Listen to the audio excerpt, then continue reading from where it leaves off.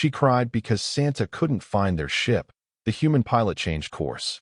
Before we dive into this story, drop a quick hi in the comments and tell me where you're watching from.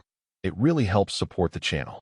In the cold silence of deep space, aboard the interstellar cargo vessel Meridian's Hope, a young Valorian child named Kessa pressed her small blue face against the observation window, watching distant stars drift past like scattered diamonds on black velvet. Her family had been traveling for 8 months now, refugees seeking a new home after their planet's environmental collapse, and tonight was the human holiday called Christmas Eve. The Meridian's Hope was a massive vessel, nearly 3 kilometers long, carrying over 12,000 refugees from 17 different species. Most had never heard of Christmas before boarding, but the human crew members had spent weeks decorating the common areas with strings of lights and fragile ornaments, sharing stories about a magical figure called Santa Claus who brought gifts to children on this special night. Captain Marcus Dean stood on the bridge, reviewing their flight path.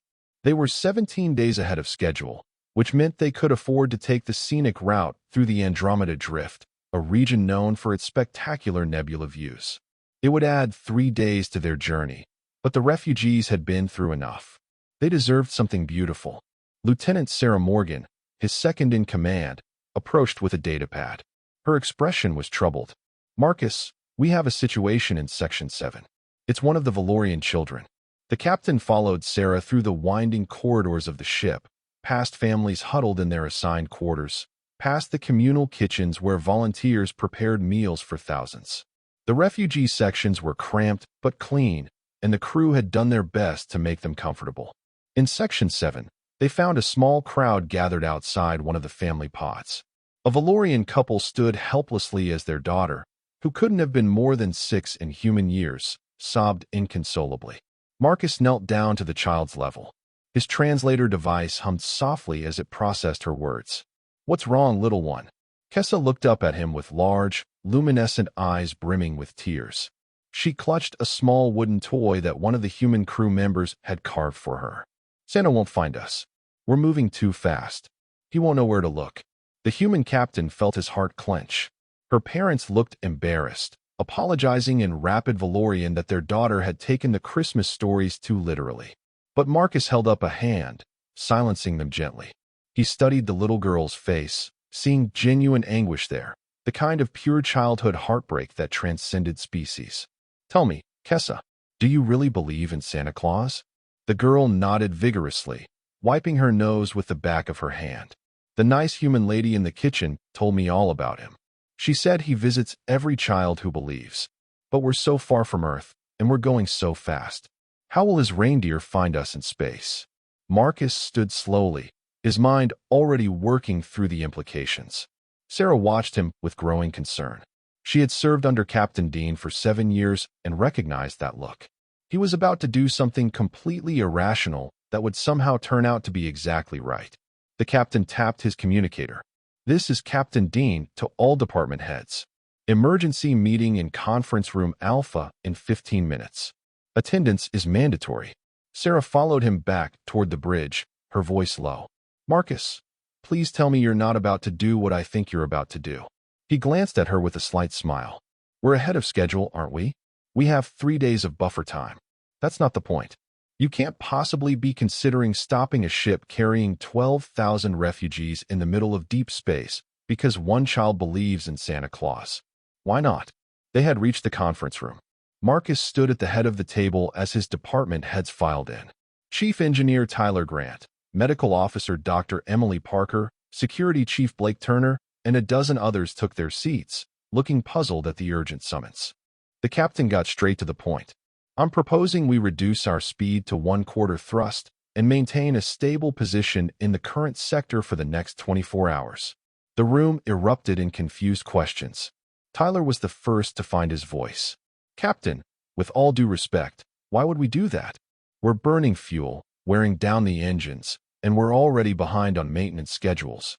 "I'm aware of the costs," Marcus replied calmly, "but I want you to hear me out." He explained the situation with Kessa, watching his officers' faces carefully. Some looked skeptical, others confused. Dr. Parker leaned forward, her expression thoughtful. So you want to stop the ship so Santa Claus can find us? The way she said it wasn't mocking. She was genuinely trying to understand. Not stop completely, Marcus clarified. Just slow down enough that a child can believe magic still exists in this universe. Blake Turner, the security chief, shook his head. Captain, I understand the sentiment, but we have over 12,000 refugees on this ship. We can't make major operational decisions based on one child's fantasy. It's not a fantasy to her, Marcus countered. And it's not just about Kessa. Think about what these people have been through. The Valorians lost their entire world. The Centauri families fled a civil war. The Draven escaped religious persecution. These refugees have lost their homes, their cultures, their sense of safety. And now they're hurtling through space on a ship that, to most of them, might as well be a prison. Sarah spoke up, her tone softer now. What exactly are you proposing? Marcus pulled up a star chart on the conference room display. We're currently passing through a relatively stable sector. Low radiation, no debris fields, minimal traffic. If we reduce speed and maintain position here for 24 hours, it gives us an opportunity to do something special. He looked around the room at each of his officers. We throw a proper Christmas celebration. We get the whole ship involved. And we make sure that every child on board, not just the human ones, experiences something magical. Because right now, magic is in pretty short supply for these families. Tyler rubbed his face, running calculations in his head. The fuel consumption would be significant, but not catastrophic. We'd still make it to New Haven Station with reserves to spare. It's doable, from an engineering standpoint. But Marcus, this is still a huge allocation of resources for what amounts to theater. Good theater, though, Dr. Parker interjected. Psychological health is just as important as physical health. These refugees, especially the children, are showing signs of severe trauma and depression. A major positive event, something communal and joyous, could have real therapeutic value. Blake crossed his arms. I'm not saying I disagree with the mental health angle, but we need to be practical. What happens when other families want us to accommodate their cultural or religious practices? Where do we draw the line? That's a fair concern, Marcus acknowledged.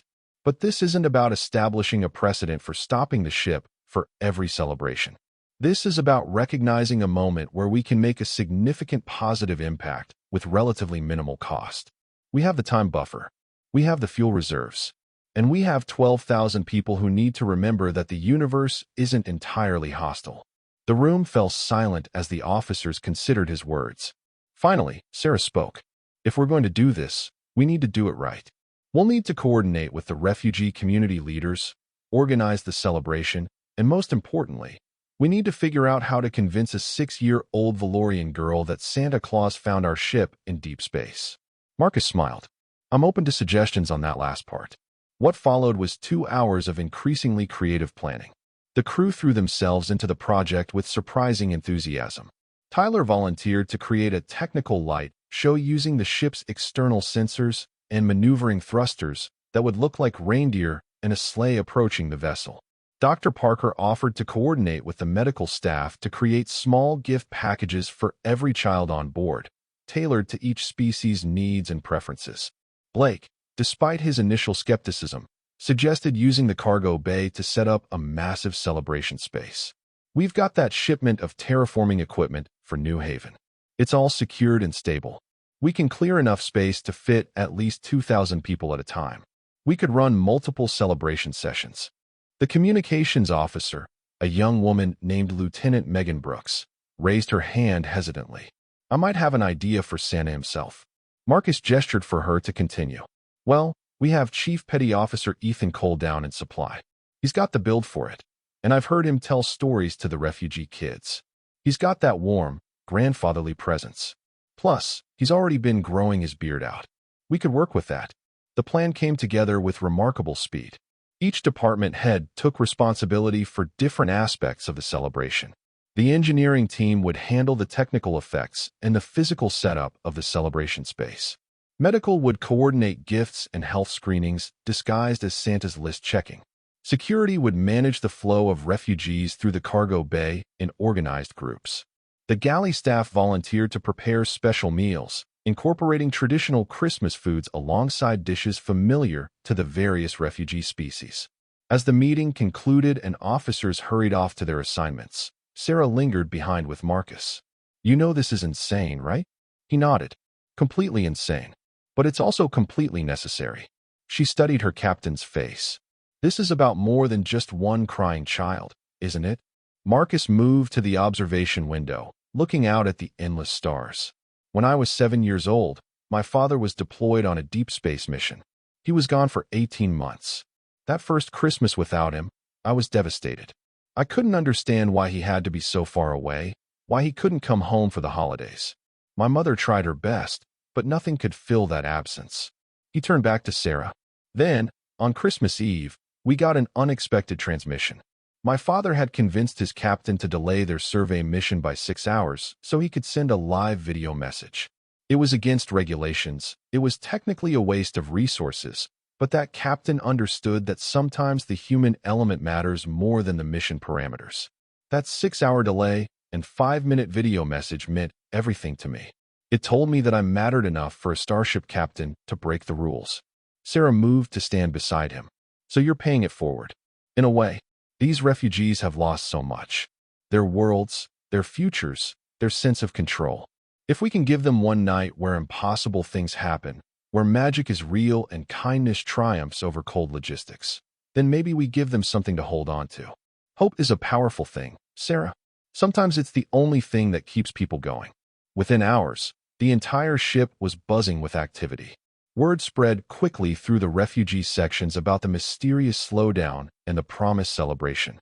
The human crew members became suddenly secretive and excited, which only heightened the anticipation.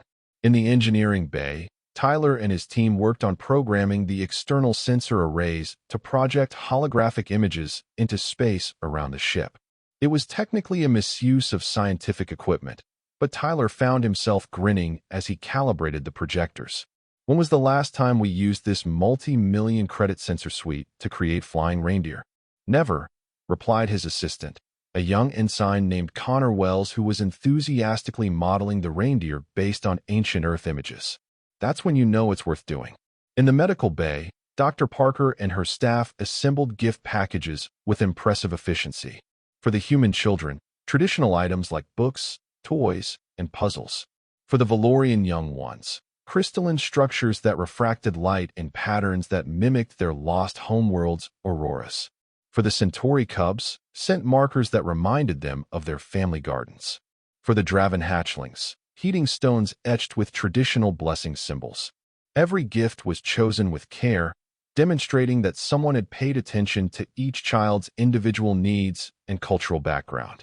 "This is going to cost the ship's discretionary funds significantly," noted the head nurse, Lieutenant Jessica Lane. Dr. Parker smiled as she wrapped a delicate Valorian crystal in soft cloth. "Then it's money well spent. Besides, I have a feeling the crew is going to volunteer to cover these costs personally when they see the results." In the cargo bay, Blake Turner supervised the transformation of the industrial space into something magical. Strings of lights appeared, borrowed from every section of the ship. Fabric panels hung from the ceiling, creating the impression of a vast tent. Tables and chairs materialized, arranged in comfortable groupings. A large chair, obviously meant for Santa, took pride of place at one end of the bay, surrounded by wrapped packages. Blake stood back, surveying the work with a critical eye. "It actually looks good. Not what I expected when I woke up this morning, but good." His security team, hardened professionals who dealt with potential threats and crowd control, worked alongside refugee volunteers who had eagerly offered to help. A Centauri elder named Theron carefully arranged decorations, his thick fur bristling with concentration. "In my long life, I have seen many strange things. But humans stopping a starship for a children's holiday? This is both the most illogical and most beautiful thing I have witnessed." Blake found himself smiling. "We're a contradictory species." Theron's translator rumbled with his deep laugh. "All species are contradictory, young human. But your species seems to embrace the contradiction rather than fight it. That is perhaps your greatest strength." In the galley, the cooking staff faced the enormous challenge of preparing a feast for thousands representing multiple species with vastly different dietary requirements. Chef Cameron Lowe, a grizzled veteran with 30 years of space service, orchestrated the chaos with practiced ease. The humans get traditional turkey, ham, and all the trimmings. The Valorians need high-protein aquatic dishes. The Centauri are obligate herbivores, so vegetable roasts with those spice compounds they love. The Draven eat mostly grains and fungi, so we're doing that mushroom casserole thing we developed. Everyone gets dessert because dessert is universal. His staff moved like a well-trained military unit, which made sense since most of them had military backgrounds. They prepared thousands of portions with assembly line efficiency, but each dish received individual attention and care. This wasn't just feeding refugees. This was creating an experience. Meanwhile, in the quiet of the supply section, Chief Petty Officer Ethan Cole was being fitted for his role as Santa Claus. The costume had been assembled from various uniform components, dyed red, with white trim created from medical gauze and synthetic fur from the biology lab's animal study materials. Lieutenant Brooks adjusted his beard, which was mostly his own facial hair supplemented with additional synthetic material. "You look perfect." Terrifying, but perfect. Ethan examined himself in the mirror. "I look like someone's nightmare version of a holiday mascot." "You look like Santa Claus," Brooks assured him. "And more importantly, you're going to make a lot of children very happy tonight. That's what matters." Ethan sighed, settling into the role. "I've done a lot of strange things in my 25 years of service, but this might be the strangest. It's also the best." Brooks handed him a data pad with information about each child who would be visiting Santa. Names, species, basic background, current situation. "Read through this. Personalize each interaction. Make every kid feel seen." As Ethan scrolled through the files, his expression grew more somber. These kids had been through hell. Loss, trauma, fear, uncertainty about their futures. If dressing up as a mythical Earth figure could bring them even a moment of joy, he'd do it gladly. On the bridge, Marcus monitored the ship's systems as they reduced speed. The massive vessel shuddered slightly as the engines throttled back, settling into a stable position relative to the surrounding space. Navigation Officer Lieutenant Noah Ellis confirmed their position. "We're in a good spot, Captain. Minimal drift, no hazards within 10 million kilometers. We could sit here for a week if we needed to." "Let's stick with 24 hours, Marcus replied. "But I appreciate the cushion." Sarah checked the various department reports flowing in. Engineering reports the external holographic systems are ready. Medical has confirmed all gift packages are distributed to staging areas. Security has the cargo bay set up and volunteer coordinators briefed. Galley is on schedule for meal service. Everyone's ready when you give the word. Marcus took a deep breath. "Then let's make some magic happen. Send the ship-wide announcement." Sarah activated the communications system, and Marcus's voice echoed through every corridor and compartment of the Meridian's Hope. "Attention all passengers and crew. This is Captain Dean. As you may have noticed, we have reduced our speed and established a stable position. I want to assure everyone that this is completely intentional and there is no emergency. Tonight is Christmas Eve, a human holiday celebrating hope, generosity, and the belief that miracles can happen even in the darkest times. Many of you have learned about this holiday during our journey, and some of you, especially the younger passengers, have embraced its traditions and stories." He paused, choosing his words carefully. "We humans have a saying. Home is where the heart is. For the next 24 hours, I want the Meridian's Hope to feel like home for everyone aboard. We have prepared a celebration in Cargo Bay 3, and everyone is invited to attend in scheduled groups. There will be food, music, gifts for the children, and a very special visitor who has traveled a long way to be here tonight. Check your personal data pads for your assigned celebration time. To the children listening, I have good news. Santa Claus knows exactly where you are. He's been tracking our ship, and he'll be arriving shortly. So make sure you're on your best behavior. Captain Dean out." The response was immediate and overwhelming. In the refugee sections, children shrieked with excitement. Parents who had been skeptical found themselves caught up in their children's enthusiasm. Even the adults who had no cultural connection to Christmas seemed eager to participate in something communal and positive. In Section 7, Kessa's parents stared at the announcement speaker in disbelief. Her father, Torvin, shook his head slowly. Did the human captain just alter the course of a starship carrying 12,000 beings, Because our daughter was crying about Santa Claus? Her mother, Lissa, knelt down and pulled Kessa into a tight embrace. The girl's tears had stopped, replaced by wide-eyed wonder. I told you, Mama. I told you Santa would find us. The human captain made the ship slow down so he could catch up. Lissa looked up at her husband with tears in her own eyes. I do not understand these humans. They are infuriatingly illogical and impossibly kind. Torvin pulled both his wife and daughter into his arms. Perhaps that is why the galaxy needs them. Logic alone makes for a cold universe. The celebrations began at 1800 hours, with groups rotating through the cargo bay every 90 minutes. The first group consisted primarily of human families with young children, who would set the tone and energy for the subsequent sessions. As the cargo bay doors opened, gasps of wonder rippled through the crowd. The industrial space had been completely transformed. Lights twinkled overhead like stars. Fabric panels created intimate spaces within the vast room, and tables laden with food stretched along one wall. Music played softly, a mix of traditional Christmas carols and instrumental pieces from various cultures. But the centerpiece was unmistakable. At the far end of the bay, Chief Petty Officer Ethan Cole sat in an enormous chair decorated with lights and greenery, wearing his red suit and synthetic beard. He looked every inch the legendary Santa Claus, and the children's reactions confirmed the illusion's success. The first child to approach Santa was a shy human girl named Emma, no more than 5 years old. Her mother gently encouraged her forward. Ethan's demeanor transformed completely. His voice became warm and grandfatherly, his movements slow and welcoming. Hello there, Emma. I've been looking forward to meeting you. How do you know my name? Santa knows every child's name. That's part of the job. Now, I understand you've been very helpful to your mother during this long journey. She helps me every day, Emma's mother confirmed, her own voice thick with emotion. Ethan reached beside his chair and produced a carefully wrapped package. This is for you, Emma. Something special from the North Pole. Well, from my traveling North Pole, anyway. The girl accepted the gift with trembling hands and tore into the wrapping with typical child enthusiasm. Inside was a beautiful picture book featuring Earth animals, something she could keep and treasure as a connection to humanity's homeworld. Her squeal of delight set the tone for the evening. Child after child approached Santa, each receiving individual attention and a personalized gift. Ethan had memorized key details about each one, asking specific questions that proved he knew them personally.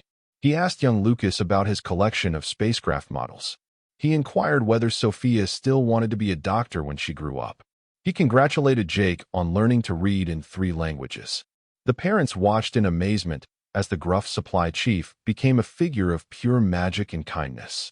But the real test came when the first non-human children entered the bay. Would the illusion hold for species that had no cultural connection to Christmas or Santa Claus? A young Valorian boy named Torin approached the big chair hesitantly. His skin was pale blue, his eyes large and luminous, his fingers webbed. He looked utterly alien standing before the very human Santa Claus. Ethan didn't miss a beat. Torin, my friend, come here. I've been practicing my Valorian greetings. He attempted a phrase in the boy's native language, and while his pronunciation was terrible, the effort meant everything. Torin's face split into a wide smile, revealing small pointed teeth. You said that very badly. Ethan laughed, a deep, genuine sound. I did, didn't I? Languages were never my strong point. That's why I usually let the reindeer do the talking. You have reindeer? In space? Of course. How else would I get around the galaxy? They're specially trained for deep space operations. Very professional animals. Torin giggled, and the sound broke through any remaining cultural barriers. He accepted his gift, a crystal that refracted light into patterns resembling his lost homeworld's auroras, and clutched it to his chest. Thank you, Santa. Thank you for finding our ship. Finding you is the easy part. Staying on schedule with all the stops I need to make, that's the challenge. The boy scampered back to his parents, showing them his gift with obvious pride. His father caught Ethan's eye and placed his hand over his heart in the Valorian gesture of deep gratitude. Ethan returned the gesture, feeling a lump form in his throat. The celebrations continued through the night, group after group experiencing the transformed cargo bay. The Centauri families arrived with their cubs, who were initially intimidated by the strange human in red, but quickly warmed up when they received gifts that smelled like home. The Draven hatchlings, typically reserved and formal, broke protocol to crowd around Santa's chair, chirping excitedly. Even the adult refugees found themselves drawn into the celebration. The food was exceptional, representing the best of multiple culinary traditions. The music created a backdrop that was both festive and soothing, and the sense of community, of shared joy despite vast cultural differences, created an atmosphere unlike anything the ship had experienced during the long journey. Between the scheduled celebration times, the crew worked tirelessly to maintain the magic. The engineering team monitored the holographic systems, making minute adjustments to ensure everything ran perfectly. The medical staff restocked gift packages and helped coordinate the flow of families through the bay. Security personnel, normally stern and professional, found themselves smiling as they guided excited children and their parents through the corridors. Even off-duty crew members volunteered to help, understanding they were part of something extraordinary. In the galley, Chef Cameron and his team barely had time to rest between meal services. Yet nobody complained. The energy throughout the ship was infectious, and every crew member felt the importance of what they were doing. Lieutenant Megan Brooks, watching from her communications station, noticed something remarkable happening on the ship's internal monitoring systems. The refugee sections, normally quiet and somber after lights out, were alive with activity. Families gathered in common areas, sharing stories about their visits with Santa. Children showed off their gifts to friends from other species, forming bonds that transcended language barriers. Parents who had been strangers before tonight exchanged contact information, planning to stay connected after reaching New Haven. The celebration had sparked something fundamental in the refugee community, a sense of hope, of possibility, a belief that their futures might hold joy as well as uncertainty. Dr. Parker made her rounds through the medical bay, checking on the few patients who couldn't attend the celebrations due to illness or injury. But even here, the spirit of the night penetrated. She brought small gifts to each patient, along with recorded video of the cargo bay celebration so they wouldn't feel left out. An elderly Draven patient, suffering from a chronic condition that made movement difficult, watched the recording with tears streaming down his weathered face. In all my years, I never expected to see such kindness from strangers. You humans are either the most foolish species in the galaxy or the wisest. Perhaps you are both. Dr. Parker patted his hand gently. We prefer to think of ourselves as optimistic. Sometimes the galaxy needs a little foolishness to remind everyone what's truly important. Back in the cargo bay, the celebrations took on different flavors as various cultural groups rotated through. The Centauri families brought their musical traditions, and soon the bay echoed with harmonious humming that resonated in frequencies humans could barely hear but found strangely beautiful. The Draven performed a traditional blessing ceremony, adapted to include Santa as an honored guest. Even the more reserved species found ways to participate, sharing aspects of their cultures while embracing the Christmas spirit. What emerged was something new and unprecedented.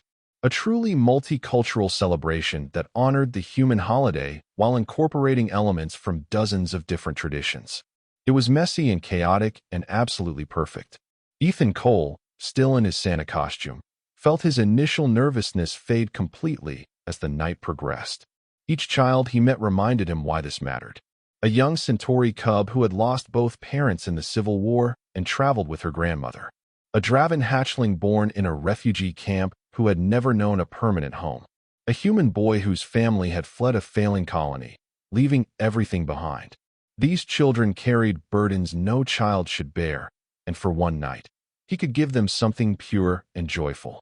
He found himself ad-libbing stories about Santa's adventures across the galaxy, making up elaborate tales about delivering presents on methane gas giants and dodging asteroid fields. The children hung on every word, their imaginations ignited by the possibilities. During a brief break between groups, Tyler appeared beside Ethan with a cup of water. "You're doing great out there, Chief. Really great." Ethan took a long drink, grateful for the respite. "I had no idea this would be so emotionally exhausting. Every kid has a story. Every family has been through hell. How do you keep smiling when you know what they've suffered?"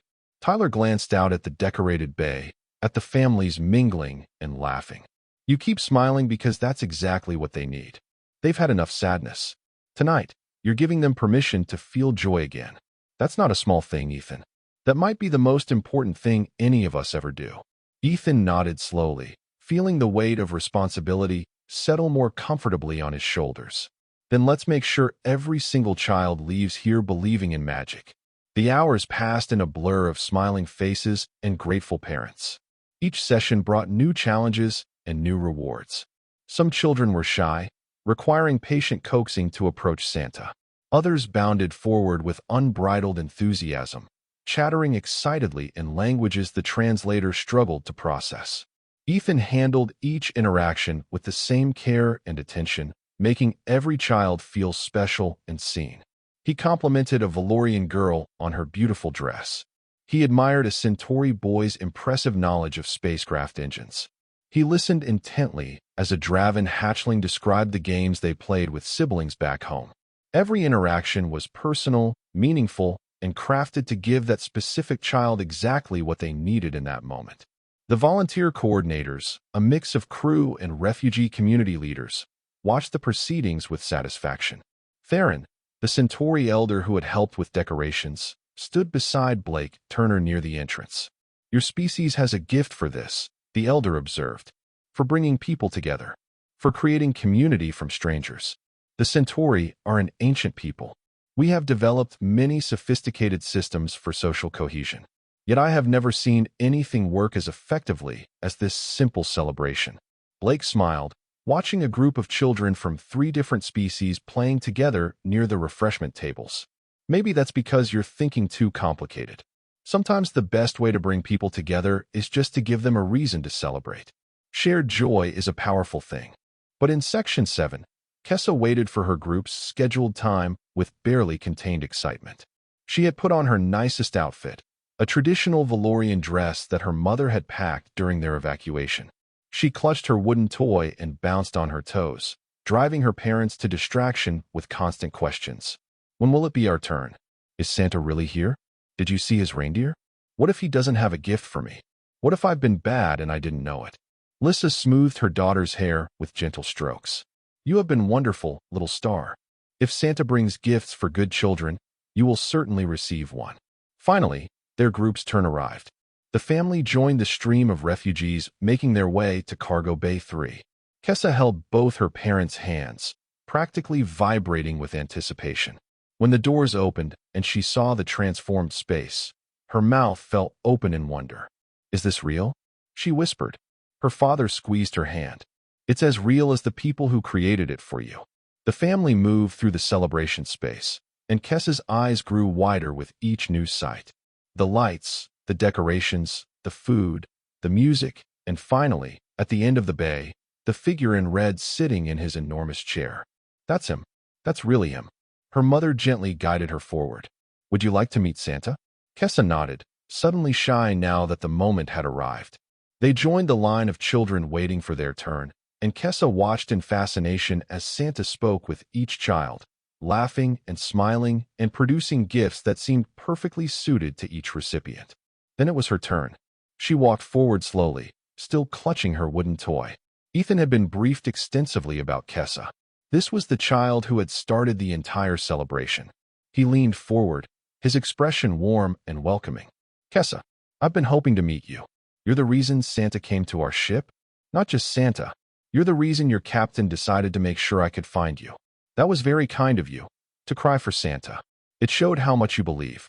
Tears welled up in Kessa's eyes again, but these were different tears. Happy tears. I was so worried. We were going so fast, and space is so big, and I thought you would never find us. Ethan reached out and gently took her small hand in his large one. Let me tell you a secret, Kessa. Santa always finds children who truly believe. It doesn't matter how fast they're moving or how far they are from Earth. Belief is like a beacon in the dark. It guides me exactly where I need to go. And your belief, little one, shines very brightly indeed. He reached beside his chair and produced a special package, larger than most of the others. This is for you. Something to remind you that magic is real, even in deep space. Especially in deep space, Kessa tore into the wrapping with trembling fingers. Inside was something extraordinary. A small holographic projector had been programmed with images of Earth's aurora borealis, but the engineering team had modified it to incorporate elements of Valoria's lost auroras as well. When activated, it would fill a small space with dancing lights in colors and patterns from both worlds. But that wasn't all. Nestled beside the projector was a handmade doll, clearly crafted by one of the crew members, dressed in a miniature version of a starship uniform. The doll's face had been carefully painted to resemble a Valorian child. "She's like me," Kessa breathed. "She's a Valorian on a spaceship." "Just like you," Ethan confirmed. "Because you're not just a refugee, Kessa. You're an explorer. You're traveling to a new world, a new home. That makes you very brave." The girl threw her arms around Santa's neck, wooden toy forgotten, holographic projector clutched tightly. "Thank you, Santa. Thank you for finding us." Ethan hugged her back, feeling the weight of responsibility and privilege. "Thank you for believing, Kessa. Never stop believing in impossible things." As Kessa returned to her parents, the entire cargo bay seemed to glow a little brighter. Lissa was openly crying, and even Torvin had to wipe his eyes. Other families, human and alien alike, watched the interaction with visible emotion. This wasn't just about gifts and decorations. This was about a community coming together to protect a child's innocence and wonder. The celebrations continued for hours, group after group cycling through the transformed cargo bay. But the grand finale was still to come. At precisely 2300 hours, an announcement echoed through the ship. "All passengers with access to observation windows, please direct your attention to the starboard side of the vessel. You are about to witness something special." Throughout the refugee sections, families crowded around the limited observation windows. On the bridge, Marcus gave the signal to Tyler in engineering. "Let's give them a show." The engineering team activated their carefully programmed holographic projectors. In the vacuum of space, visible through every starboard window, an image materialized. 9 massive reindeer pulling an equally massive sleigh appeared, complete with a rotund figure in red at the reins. The holograms were sophisticated, moving with realistic grace, seeming to keep pace with the Meridian's hope as it drifted through space. The sleigh was loaded with gift packages, and as the refugees watched in stunned silence, the holographic Santa waved cheerfully at the ship. The reindeer's noses glowed, particularly the lead reindeer, whose red nose was unmistakable. Children pressed their faces against the windows, screaming with excitement. Adults who had been skeptical found themselves grinning. Even the crew members who knew it was all technical wizardry felt a sense of wonder at the sight. In Section 7, Kessa's face was illuminated by the glow of the holographic sleigh. She clutched her new doll and holographic projector to her chest, bouncing up and down. "I see him. I see Santa. He really did find us." Her parents stood behind her, arms wrapped around each other, watching their daughter's joy. Torvin spoke softly to his wife. "I did not think I would ever see her smile like this again. Not after everything we lost." Lissa leaned her head against his shoulder. "The humans have a gift for finding light in darkness. Perhaps that is why the Galactic Council was so eager to accept them as members." The holographic display continued for 10 full minutes, the sleigh making a complete circuit around the ship before appearing to accelerate away into deep space, heading towards some distant world with more children waiting. As the image faded, cheers erupted throughout the Meridian's hope. The 24-hour celebration was a resounding success by every metric. Every child aboard received a gift. Every family experienced at least one meal together in a festive atmosphere. The refugee community leaders reported a dramatic improvement in morale. Dr. Parker's medical team noted a significant decrease in stress indicators among both children and adults. Even the crew members, who had worked tirelessly to make the event happen, seemed energized rather than exhausted by the effort.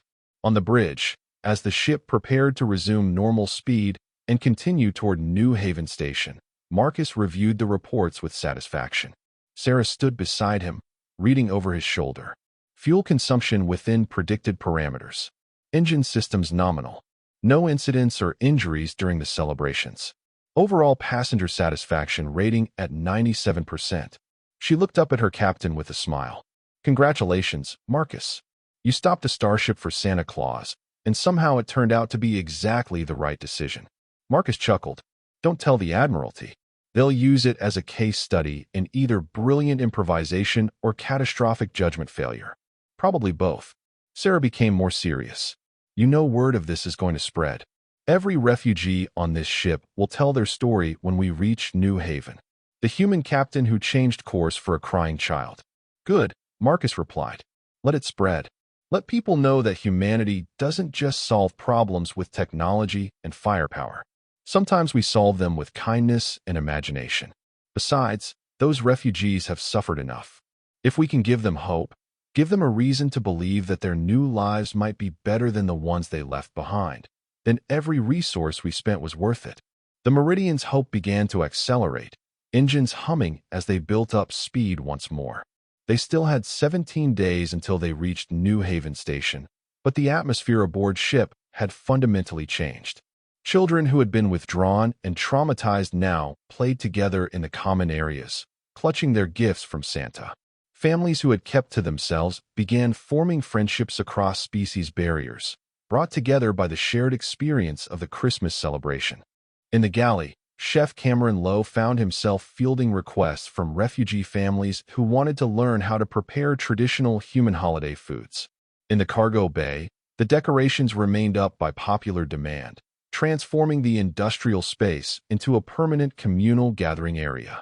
In the medical bay, Dr. Parker reported that therapy sessions were going better than expected, with children opening up more readily about their experiences. And throughout the ship, crew members found themselves being thanked by grateful refugees who appreciated not just the celebration itself, but what it represented. The willingness of humans to go to extraordinary lengths for the happiness of others, even at personal cost. The belief that joy and wonder were not luxuries but necessities, especially in difficult times. The understanding that sometimes the most illogical decisions were also the most profoundly correct ones. Chief Petty Officer Ethan Cole, back in his normal uniform with his synthetic beard safely stored away, found himself stopped constantly in the corridors by refugee children who recognized him. Some thanked him shyly. Others boldly claimed they had known it was him all along, but appreciated the performance. A few very young children still seemed to believe he actually was Santa Claus, just wearing a disguise for his day job. He handled each interaction with grace and warmth, having discovered a talent he never knew he possessed. The transformation in the ship's atmosphere was palpable in the days following the celebration. The refugee children, who had previously moved through the corridors in subdued silence, now played games and laughed freely. They organized their own small gatherings, sharing their gifts and creating new traditions that blended elements from their various cultures. A group of human, Valorian, and Centauri children invented a new game that combined rules from 3 different species, complete with hand-drawn playing cards and elaborate stories. The adults watched these interactions with wonder and gratitude, seeing their children heal in ways they hadn't thought possible. But the most significant impact was felt in Section 7, where Kessa's transformation was remarkable. The withdrawn, anxious child who had cried about Santa not finding their ship became the unofficial ambassador of hope for the Valorian refugee community. She carried her doll and holographic projector everywhere, showing them to anyone who would look. But more than that, she began seeking out other refugee children who seemed sad or scared, especially the younger ones. She would sit with them, activate her holographic projector, and tell them about Santa finding their ship, about the human captain who changed course, about how belief and hope could make impossible things happen. Her parents watched this transformation with a mixture of pride and amazement. Their daughter, who had been so traumatized by the loss of their homeworld that she barely spoke for the first month of the journey, had found her voice again, and she was using it to help others. Lissa found herself tearing up regularly as she observed Kessa's interactions with other children. One afternoon, she sought out Dr. Parker in the medical bay. I wanted to thank you personally, not just for the gift you gave Kessa, but for what your crew did for all of us. You gave us back our daughter. The doctor smiled warmly. We just created the circumstances. Kessa did the real work of healing. She's a remarkable child. You should be very proud. We are, Lissa replied. But I also want you to understand what you've taught her. She now believes, truly believes, that adults can be trusted to care about children's feelings, that authority figures will go out of their way to protect joy and innocence. In our experience as refugees, we had lost that belief. The humans of this ship have given it back to us. At night, she activated the projector, filling her family's small pod with dancing lights that recalled both Earth and Valoria. And she talked constantly about the kindness of the humans, about Captain Dean who slowed the ship, about Santa who found them in deep space, about all the crew members who worked so hard to create one perfect night. Her parents watched this transformation with profound gratitude. They also noticed something else. Their daughter's nightmares, which had plagued her since leaving Valoria, had stopped. The anxiety attacks that used to grip her when the ship made unexpected sounds had ceased. She slept peacefully now, her doll clutched in her arms, the soft glow of her holographic projector casting gentle lights across the ceiling. One evening, Torvin made his way to the bridge, requesting an audience with the captain. Marcus received him in his ready room, a small office off the main bridge. "Please sit. What can I do for you?" Torvin settled into the offered chair, his movements carrying the fluid grace typical of Valorians. "Captain Dean, I come to thank you personally for what you did. My daughter has not smiled like that since we fled our world. You gave her back something I thought was lost forever. But I also come to tell you something important.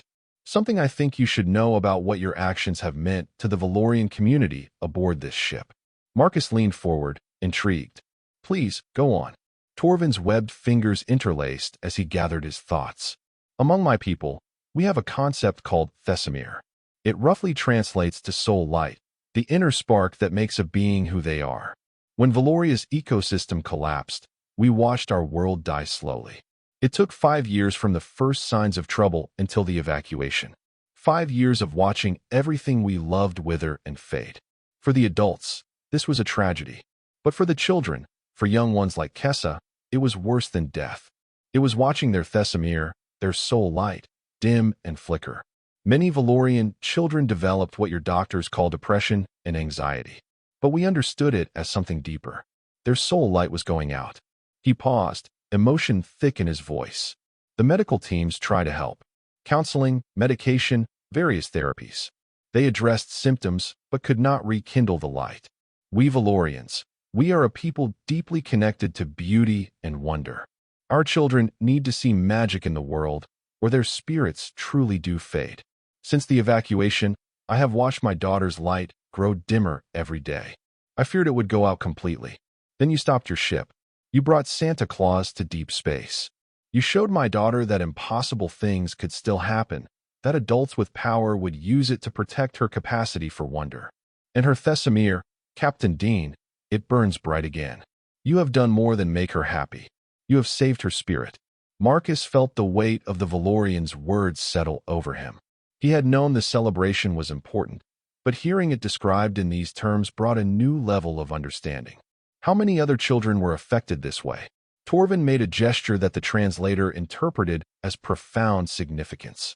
"According to the Valorian community leaders, every single one of our children showed improvement. 27 Valorian young ones travel on this ship. Before the celebration, 17 were being treated for severe psychological distress. After, all 27 are showing signs of recovery. You have rekindled 27 soul lights. Captain, among my people, this makes you something akin to a healer of the highest order. In our culture, such a person would be honored for generations." Marcus waved off the thanks. "I'm just glad we could help. Any captain would have done the same." Torvin's translator hummed as he made a sound that indicated disagreement. "With respect, Captain, I do not think that is true. I have met many captains in my life. Most would have considered my daughter's tears an unfortunate but unavoidable aspect of refugee transport. They would have prioritized schedule and efficiency over emotion. But you saw a child's pain and decided it mattered enough to alter your ship's course. That is not a common quality. I believe it is uniquely human." Marcus considered this. Perhaps, or perhaps it's just the right thing to do, regardless of species. We all have children. We all understand the importance of protecting their innocence and wonder. I simply had the power to do something about it. Torvin leaned forward. "That is precisely my point, Captain. Power without compassion is tyranny. Compassion without power is useless sympathy. but power wielded with genuine compassion? That can change worlds. The captain felt uncomfortable with such lofty praise. I appreciate your words, but I was just being human. That is exactly why the Galactic Council was right to accept humanity as members, Torvin replied. We need your particular brand of illogical kindness. The galaxy has become too efficient, too focused on practical concerns. We have forgotten how to believe in impossible things. Your species remembers. You not only believe in impossible things, you make them happen. As Torvin left the ready room, Marcus sat quietly, reflecting on his words. Humans were relative newcomers to the galactic community, having achieved faster than light travel only 70 years earlier. They were often dismissed as naive or reckless by older species. But perhaps that supposed naivety was actually a strength. Perhaps the willingness to do impractical things for emotional reasons was exactly what a cold, logical universe needed. The rest of the journey to New Haven Station passed smoothly. The refugees continued to organize small celebrations and gatherings in the decorated cargo bay. Friendships formed between species that had never interacted before. Children played together despite linguistic and cultural barriers. And through it all, the story of Santa finding the Meridian's hope in deep space grew into something larger. It became a parable about hope, about the importance of believing in goodness, about the lengths to which people would go to preserve innocence and joy. When the ship finally docked at New Haven Station, the refugee processing teams were surprised by the unusually high morale of the arrivals. Typically, refugees disembarked traumatized and despondent, facing an uncertain future with resignation rather than hope. But the passengers from the Meridian's hope were different. They smiled. They thanked the processing staff. They talked excitedly about their new lives. And they told stories about the incredible human crew that had transported them. The station administrator, a stern Centauri official named Coordinator Varen, called Captain Dean to his office shortly after docking. I have been processing refugee ships for 12 years, Captain Dean. This is the first time I have ever had refugees ask me how they can write commendations for a transport crew. Marcus smiled. We had an excellent crew. They worked very hard to make the journey comfortable. Varen's ears flicked in the Centauri gesture of skepticism. I have reviewed your flight logs. You deviated from your filed flight plan, reduced speed significantly, and consumed additional resources beyond normal operational parameters. Can you explain this? Marcus provided a carefully edited explanation, focusing on the mental health benefits and the overall positive outcome. He made no apologies for his decisions. Varen listened intently, his expression unreadable. Finally, the coordinator leaned back in his chair. This is highly irregular. Protocol demands I file a formal complaint about your deviation from approved routing. But you know what I am going to do instead? I am going to recommend your entire crew for the Galactic Humanitarian Service Award. Because what you did, Captain Dean, is precisely what refugee transport should be about. Not just moving bodies from point A to point B, but caring for the beings in your charge. Marcus felt a wave of relief. So we're not in trouble? Oh, you are absolutely in trouble, Varen replied with what might have been a smile. The Admiralty will have words about your creative interpretation of command authority. But you are in the right kind of trouble. The story of the Meridian's hope and its Christmas journey spread rapidly through both human and alien communities. News services picked it up as a feel-good story. Cultural anthropologists wrote papers about the successful cross-species celebration. Child psychologists studied the event as an example of effective trauma intervention. And in schools across human space, children learned about Captain Marcus Dean, who changed course because a little alien girl believed in Santa Claus. But for the people actually involved, the impact was more personal and profound. Kessa and her family successfully settled on New Haven, a planet with extensive aquatic environments suitable for Valorians. They maintained contact with the Meridian's Hope crew, sending occasional messages updating them on their new life. Kessa grew up to become a child advocate, working specifically with refugee children. She always kept her doll and holographic projector, using them in her work to illustrate the power of hope and kindness. The crew of the Meridian's Hope continued their transport missions, carrying refugees from troubled regions to new homes.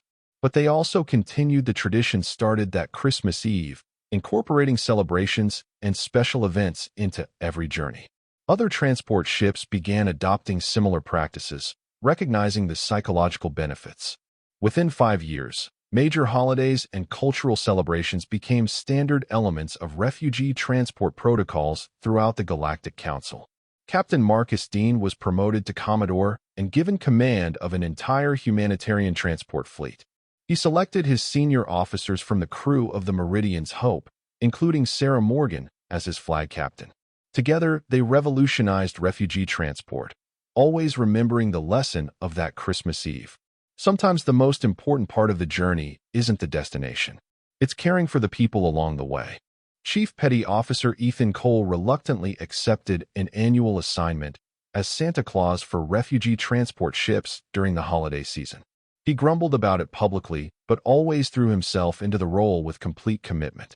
He received thousands of letters from refugee children over the years, and he answered every single one. Dr. Emily Parker published a landmark study on the psychological benefits of cultural celebrations in high-stress environments, using data from the Meridian's Hope as her primary case study. Her work influenced medical protocols across the fleet, and in the quiet of deep space, on transport ships carrying refugees to new lives, the tradition continued. Captains learned to watch for the quiet tears of children who had lost too much. Crews learned to create moments of magic and wonder. Engineers learned to bend their technical skills toward joy rather than just efficiency. Because humanity had taught the galaxy an important lesson. Efficiency matters. Logistics matter. Practical concerns matter. But none of those things matter as much as the tears of one child who believes in impossible things. The willingness to stop a starship, to redirect resources, to go to extraordinary lengths for a moment of happiness. That wasn't a weakness or an inefficiency. It was humanity's greatest strength. Years later, at a Galactic Council cultural exchange, Ambassador Lissa, formerly a Valorian refugee, spoke about humanity's influence on galactic culture. She stood before representatives of hundreds of species and told the story of the Meridian's Hope, of the little girl who cried because Santa couldn't find their ship, and of the human captain who changed course. She concluded her speech with words that resonated throughout the chamber. We talk much about humanity's technological contributions, their military capabilities, their economic influence. But I submit that their greatest gift to the galaxy is simpler and far more profound. They have taught us that kindness is not weakness, that caring about individual suffering, even when impractical, is the mark of true civilization.